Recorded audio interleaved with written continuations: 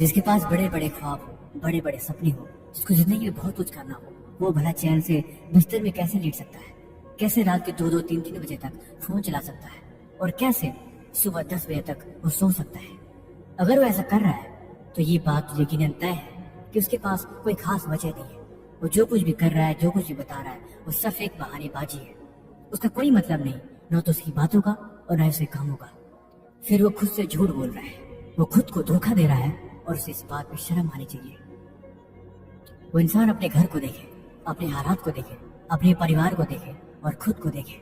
उसे बहुत कुछ बदलना है, उसे बहुत कुछ करना है और ये चीजें जरूरी है। फिर भला कैसे पढ़ने में मन नहीं लगे?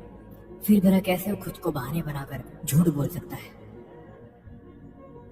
जिंदगी में अगर आपको कामयाब होना है ना, तो एक बात हमेशा याद रखो, हर दिन खुद पे विचार करना जरूरी है। अपने आप को सिर्फ 1 घंटा दे दो, अपनी परिस्थितियों के बारे में विचार करो, सोचो तुम्हें क्या करना है, कहाँ तक पहुंचे, रास्ते कहाँ तक बन चुके हैं और क्या क्या तैयारियां करनी बाकी है। अगर आपने खुद से 1 घंटा भी बातें कर ली तो ये चीजें आपको 10 साल आगे लेके चली जाएगी। जो इंसान 10 साल तक विचार करके, प्लानिंग करके कामयाब हो पाएगा, आप उससे पहले ही कामयाब हो पाओगे। ये बड़ा ही सिंपल सा फॉर्मूला है। जो चीज आपके दिमाग में चलती रहती है और जिसके बारे में आप हमेशा सोचते रहते हो, वही चीज कहीं न कहीं लॉ ऑफ अट्रैक्शन को अट्रैक्ट करती है और वो चीजें आकर्षण का नियम आपके पास ला के उसे रख देता है। आपका जीवन एक मुरझाए हुए फूल की तरह नहीं होना चाहिए, एक जलती हुई चिंगारी की तरह होना चाहिए। हमेशा जोश और ऊर्जा से भरा हुआ एक जलती हुई मिसाल की तरह, जो अपने कल के लिए समर्पित है और जो हर दिन मेहनत करता है, हर दिन आगे बढ़ता है और अपने समय को बिल्कुल बर्बाद नहीं करता और न ही किसी फालतू कामों में लगाता है। वो तब तक नहीं रुकेगा जब तक कि उसे वो चीज मिल नहीं जाती जो उसे चाहिए। इसे ही जुनून और पागलपन कहते हैं। साल 1584, ये जापान की कहानी है। मोटो मुसाशी एक ऐसा नौजवान लड़का जिसने 13 साल की उम्र में अपना घर छोड़ दिया और जंगल में रहकर लकड़ी के हथियारों से तलवारबाजी सीखी और आज इस दुनिया का सबसे महान तलवारबाजों में से एक है और वो जापान का महान समुराई योद्धाओं में से एक है। जब ये पैदा हुए तो उनकी मां गुजर गई। ये इनकी जिंदगी का सबसे बड़ा दुख था। ये अपनी जिंदगी में दिशाहीन थे, इन्हें क्या करना है कुछ भी पता नहीं था। पिता को बहुत चिंता होती थी कि बड़ा होकर क्या करेगा। दिशाविहीन जीवन भला किस काम का। उन्होंने कई बार समझाया लेकिन बात बनी नहीं। उनके पिता का छोटा सा व्यापार था लेकिन उनका मन कभी नहीं लगता। लेकिन एक दिन वो लड़का आया और अपने पिता से बोला, पिताजी मैं तलवारबाजी सीखना चाहता हूँ। पिता बहुत खुश हुए कि चलो। उन्हें थोड़ी उम्मीद की रोशनी दिखाई दी। उन्होंने हाल में ही एक जैन मंदिर भेज दिया कि जाके वहाँ पे ट्रेनिंग शुरू करो। लेकिन वहाँ जाने के कुछ दिन बाद ही मन वहाँ से भड़कने लगा। जोश में आके काम तो शुरू करा लेकिन वहाँ बात नहीं बन रही थी। किसी भी दांव पेच को सीखने में कोई भी दिलचस्पी नहीं थी। जैन मास्टर ने उन्हें समझाया लेकिन वहाँ से निकल आया और वापस पिता के पास आके खड़ा हो गया और बोला, मेरा वहाँ मन नहीं लग रहा, मैं ये काम नहीं कर सकता। पिता फिर दुखी हो गए। आखिर वो क्या करे, इसका कोई समाधान मिल नहीं रहा था। लेकिन उस रात कुछ अजीब और एक घटना हुई। रात के समय चोर घर में घुसे। चोरों से लड़ने की उसने कोशिश करी। थोड़े बहुत कराटे के दांव पे जिसको पता थे, इसने उसको आजमाने की कोशिश करी लेकिन बात नहीं बनी। चोरों ने रस्सी से हाथ पैर दोनों के बांध दिए और घर का सारा सोना चुरा के सामने से ले गए। उससे बड़ा पछतावा हुआ और मन में गुस्सा भर गया कि अगर आज मैं आत्मरक्षा कर पाता तो शायद अपने पिता को बचा लेता और इतनी बड़ी हानि नहीं होती। लेकिन उसे खुद पे पछतावा हो रहा था। पिता बुजुर्ग, लेकिन वो अपनी जिंदगी में खुद को नकारा महसूस कर रहा था। वो किसी भी मुकाम पे नहीं पहुंचा और अगले दिन फिर गुस्से में गुरुदेव के पास पहुंच गया। जैन मास्टर से जाके बोला, गुरुदेव मुझे फिर से विद्या सिखाइए, मैं इसे सीखना चाहता हूँ। गुरुदेव मुस्कुराए और कुछ बोले नहीं क्योंकि उन्हें पता था इमोशन में आकर अक्सर मन इस तरह के फैसले लेता है। लेकिन कुछ समय बाद ये सारी चीजें फिर से खत्म हो जाएंगी और वो अपने फिर से पुराने जोश में चला जाएगा। गुरुदेव ने बताया, इस बार भला क्या खास है जो तुम इस बार सीखना चाहते हो? उसने बताया, मेरे सामने ही मेरे पिता को बंदे बनाकर घर का सारा सोना ले गए और मैं कुछ नहीं कर पाया। इसीलिए मुझे सीखना है, मुझे ताकतवर बनना है, मुझे ये कला सिखाइए। गुरुदेव ने फिर से ट्रेनिंग शुरू करी लेकिन 3-4 दिन करने के बाद मन का सारा जोश खत्म हो गया और फिर से वो दिशा विहीन हो गया। गुरुदेव को ये बात समझ में आ गई कि फिर से भागने वाला है। लेकिन इस बार कुछ बात अलग थी। वो गुरुदेव के पास आया और बोला, आप मुझे समझाइए, मैं मन में हमेशा के लिए जोश कैसे भरूं, क्योंकि जोश 2 दिन बाद खत्म हो जाता है। काम करने और सीखने की इच्छा बिल्कुल नहीं होती। भला क्या करा जा सकता है? तब गुरुदेव ने उसे स्पेशल बुलाया और बोले, तुम यहाँ पे क्यों आए थे? क्या तुम यहाँ पे टाइम पास करने के लिए आए थे? सोचो उस रात तुम्हारे मन में क्या था जो तुम्हारे अंदर इतना जोश भर दिया जिसकी वजह से तुम यहाँ पे आए थे। लड़का मुस्कुराया और बोला, उस दिन मेरी आंखों में जोश था क्योंकि मैंने पिता का अपमान देखा था जो मुझसे बिल्कुल बर्दाश्त नहीं होता। तब गुरुदेव ने कहा, इस चीज को बरकरार रखने के लिए दिमाग में क्लियरिटी होनी जरूरी है। बिना क्लियरिटी के तुम कुछ भी नहीं कर पाओगे। लड़के ने कहा, मैं एक समुराई योद्धा बनना चाहता हूँ, दूसरों की मदद करना चाहता हूँ, जो बिना लड़े हर परिस्थिति में तैयार रहे, लड़ने के लिए, आत्मरक्षा करने के लिए और लोगों को बचाने के लिए। तब गुरुदेव ने कहा, मुझे लगता है कि अब तुम तैयार हो क्योंकि तुम्हारी आंखों में जोश है, ये तुम्हारे पास एक मकसद भी है और तुम इस चीज के लिए तैयार हो। लेकिन तुम्हें ये बात हर दिन खुद को याद दिलानी पड़ेगी कि तुम यहाँ पे किसी चीज को पाने के लिए आए हो और वो चीज कितनी जरूरी है, तुम्हें इसका आभास हर पल मन में होना ही चाहिए, तभी बात बनेगी। उस दिन के बाद से कठिन ट्रेनिंग शुरू हुई और लड़का हर दिन सीखता, हर दिन अभ्यास करता और हर दिन एक कदम आगे के लिए बढ़ाता। कई साल बीत गए, वो इस सदी का महान समुराई योद्धा बना। उसने 60 से भी ज्यादा युद्ध लड़े और वो कभी नहीं हारा, हमेशा जीतता गया। लकड़ी के हथियारों से बहुत से सैनिकों को हरा देता। लेकिन फिर एक मोड़ आया। साल 1600 में सेकीगाहारा में एक युद्ध हुआ, जिस युद्ध में बड़ी बुरी हार हुई और इस हार ने उसे बिना मालिक के समुराई बना दिया। तो जंगल में भटकने लगा। कई दिनों बिना खाना पानी के उसे भटकना पड़ा। वो रोता रहा, लेकिन उसने एक बात सीखी कि सिर्फ तलवारबाजी की विद्या से युद्ध नहीं जीते जाते, युद्ध जीतने के लिए रणनीति का होना जरूरी है। उसके बाद अपने जीवन काल में बहुत सी लड़ाइयाँ लड़ी और बहुत सी जंग में शामिल भी हुए।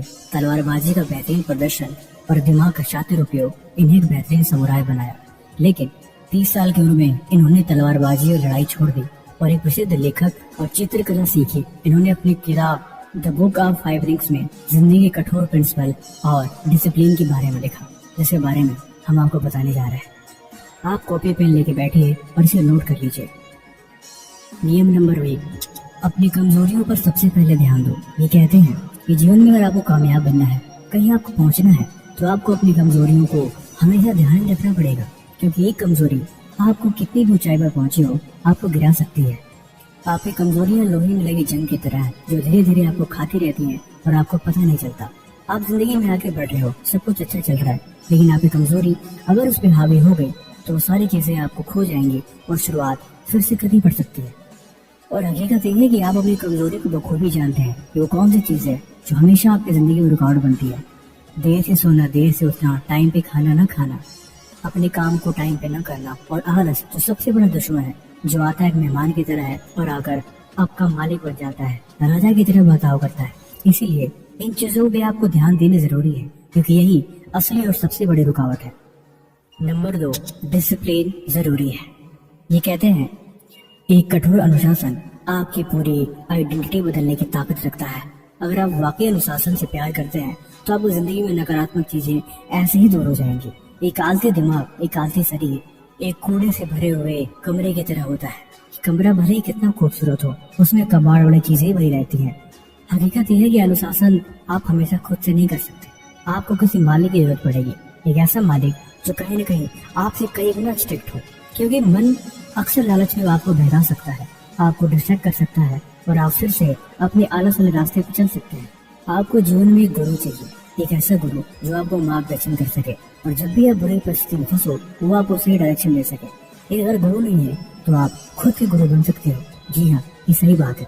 आप अपनी अंतरात्मा और अपने मन से बातें कर सकते हो। जब आप खुद से सवाल जवाब करोगे तो आपको महसूस होगा कि आप खुद को डायरेक्शन दे सकते हो। आपको सोने जाना है, आप खुद को मना करके रोक सकते हो कि नहीं, अभी तुम्हें काम करना है, अभी अभ्यास जरूरी है।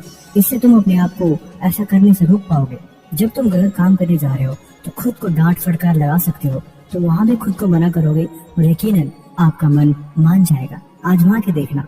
जब आप हार जाते हो, जब आपको रास्ता नहीं दिखता और जब आपको फिर से लड़ने की हिम्मत चाहिए होती है, फिर भी आपको साहस आपका मन और आपकी अंतरात्मा ही देती है।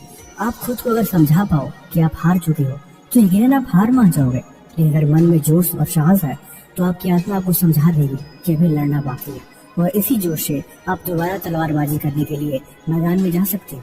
ये सारी चीजें बस समझने का खेल है।